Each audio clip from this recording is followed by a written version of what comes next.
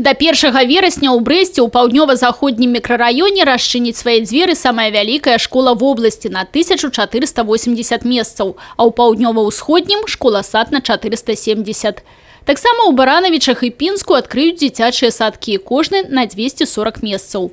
У плане падрыхтоўкі устаноў адукацыі да новага навучальнага года і капітальныя і цякучыя рамонты, традыцыйна асноўны аб'ём якіх прыходзіцца на летні перыяд. В настоящее время ведутся полномасштабные ремонтно-строительные работы на объектах образования. На капитальный и текущий ремонт учреждения образования области запланировано на год 14,6 миллиона рублей или 62,1% к уровню прошлого года.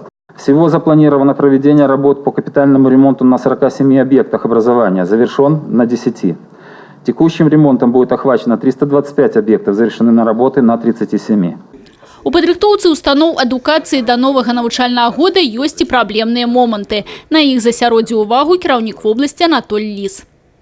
В ряде регионов затягиваются сроки проведения ремонтных работ, включая модернизацию пищеблоков.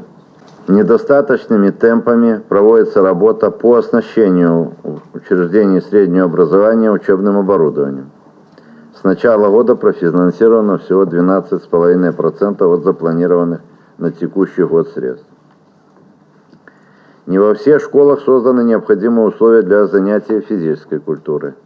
Акрамя таго, неабходна забяспечыць установы адукацыі навучальным абсталяваннем і спартыўным інвентаром. Аснашчанасць апошнім на сёння недастатковая.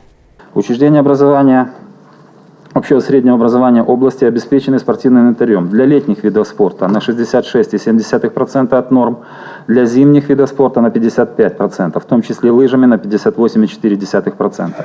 У бліжэйшы час пастаўлена задача прапрацаваць усе магчымасці набыцця неабходнага абсталявання як за кошт бюджэтных сродкаў, так і спонсарскіх. У цэлым установы адукацыі павінны быць гатовы да новага навучальнага года ўжо до 20 жніўня. До 20 августа текущего года следует завершить все необходимые работы и мероприятия, создать безопасные условия для организации учебного процесса. Также не следует забывать об оказании своевременной помощи малообеспеченным семьям на подготовку детей в школе.